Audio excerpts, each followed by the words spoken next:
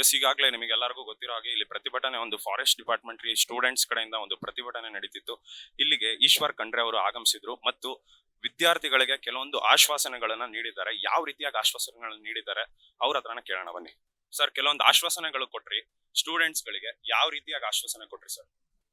ಮಕ್ಕಳು ಆತಂಕದಲ್ಲಿದ್ದಾರೆ, ಅರಣ್ಯ ಶಾಸ್ತ್ರ ಪದವಿ ಮಾಡ್ತಾ ಇದ್ದಾರೆ.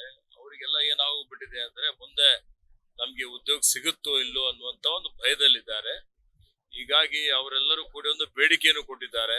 ಏನಪ್ಪಾ ಅಂತ ಹೇಳಿದ್ರೆ, ಅರಣ್ಯ ಇಲಾಖೆಯಲ್ಲಿ ಉಪ ವಲಯ ಅರಣ್ಯಾಧಿಕಾರಿಗಳ ಹುದ್ದೆ, ವಲಯ ಅರಣ್ಯಾಧಿಕಾರಿಗಳ ಹುದ್ದೆ ಮತ್ತು ಉಪ ಸಂರಕ್ಷಣಾಧಿಕಾರಿಗಳ ಹುದ್ದೆಯಲ್ಲಿ ಈಗಾಗಲೇ ಏನು 50% ಮೀಸಲಾತಿ ಇದೆ. ಕನಿಷ್ಠ ವಿದ್ಯಾರ್ಹತೆ ಅರಣ್ಯ ಪದವಿ, ಅರಣ್ಯ ಶಾಸ್ತ್ರ ಯಾರು ಮಾಡಿದ್ದಾರೆ ಅಂತ ಪದವೀಧರಿಗೆ ಕೊಡಬೇಕು ಅನ್ನುವಂಥದ್ದು ಇದೆ, ಮಾನದಂಡ ಇದೆ. ಈ ಮಾನದಂಡ ಬದಲಾವಣೆ ಮಾಡಿ 100% ಅರಣ್ಯ ಶಾಸ್ತ್ರ ಮಾಡಿದಂತ ವಿದ್ಯಾರ್ಥಿಗಳಿಗೆ ಮೀಸಲಿಕ್ಕಬೇಕು ಅನ್ನುವಂಥದ್ದು ಅವರ ಒಂದನೇ ಬೇಡಿಕೆ ಆಗಿದೆ. ಮತ್ತೆ ಆಡಳಿತ ಸುಧಾರಣೆ ಸಮಿತಿಯವರು ಒಂದು ಶಿಫಾರಸನ್ನು ಮಾಡಿದ್ದಾರೆ. ಆ ಶಿಫಾರಸು ಅನ್ವಯ ಇವತ್ತು ಏನು ಉಭಯ ವಲಯ ಅರಣ್ಯ ಅಧಿಕಾರಿಗಳ ಹುದ್ದೆ ಇದೆ 100% ಮುಂಬಡ್ತಿ ಆಧಾರ ಮೇಲೆ ಮಾಡಬೇಕು ಅನ್ನುವಂಥದ್ದು ಕೊಟ್ಟಿದ್ದಾರೆ. ಅದು ಕೈ ಬಿಡಬೇಕು ಅನ್ನುವಂಥದ್ದಿದೆ. ಈಗಾಗಲೇ ನಾನು ಅವರಿಗೆ ಆಶ್ವಾಸನೆ ಕೊಟ್ಟಿದ್ದೇನೆ. ಆಡಳಿತ ಸುಧಾರಣೆ ಸಮಿತಿಯವರು ಕೊಟ್ಟಂತ ಏನು ವರದಿ ಇದೆ ಸದ್ಯಕ್ಕೆ ನಾವು ಜಾರಿಗೆ ಮಾಡೋದಿಲ್ಲ ಅನ್ನುವಂತ ಮಾತನ್ನು ಅವರಿಗೆ ಕೊಟ್ಟಿದ್ದೇನೆ.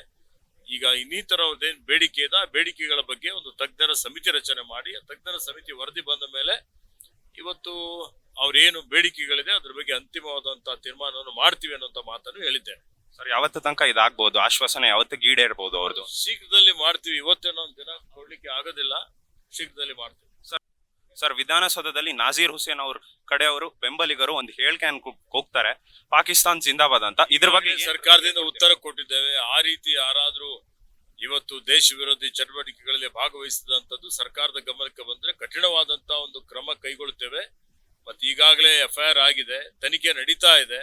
ತನಿಖೆಯಲ್ಲಿ ಯಾರೇ ತಪ್ಪಿತಸ್ಥರು ಅಂತ ಹೇಳಿ ಕಂಡು ಬಂದ್ರು ಯಾರಿಗೂ ಬಿಡೋದಿಲ್ಲ.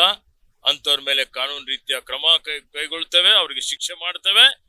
ಮತ್ತೆ ಇಂಥದ್ದು ಮರುಕಳಿಸದಂತೆ ಎಲ್ಲಾ ರೀತಿಯ ಮುನ್ನೆಚ್ಚರಿಕೆ ಕ್ರಮ ಜರುಗಿಸ್ತವೆ. ಸರ್, ಅವರು ನಾಜೀರ್ ಹುಸೇನ್ ಅವರು ಒಂದು ರಾಜ್ಯಸಭಾ ಮೆಂಬರ್ ಆಗಿ ಒಂದು ಪತ್ರಿಕಾ ಅವ್ರಿಗೆ ಕ್ವಶನ್ ಮಾಡಿದಾಗ ಅವರು ಒಂದು ಪದಾನ್ ಬಳಸ್ತಾರೆ, ಅದು ಯಾವ ರೀತಿ ಸರಿ ಸರ್? ಅದು ನೋಡಿ, ನನಗೆ ಅದ್ರ ಬಗ್ಗೆ ಮಾಹಿತಿ ಇಲ್ಲ. ಮಾಹಿತಿ ಇಲ್ಲದೆ ನಾನು ಯಾವ್ದು ಪ್ರತಿಕ್ರಿಯೆ ಕೊಡ್ಲಿಕ್ಕೆ ಹೋಗೋದಿಲ್ಲ.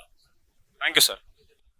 ಇದಾಗಿತ್ತು ಇಲ್ಲಿನ ಈಶ್ವರ್ ಖಂಡ್ರೆ ಅವರ ಮಾತುಗಳು ಮತ್ತು ಪಾಕಿಸ್ತಾನ್ ಜಿಂದಾಬಾದ್ ಅಂತೂ ಹೇಳಿಕೆ ಕೊಟ್ಟಿರೋವರ ವಿರುದ್ಧ FIR ದಾಖಲಾಗಿದೆ ಮತ್ತು ಅದ್ರ ಬಗ್ಗೆ ತನಿಖೆ ನಡೀತಿದೆ ಅಂತ ಹೇಳಿದ್ದಾರೆ.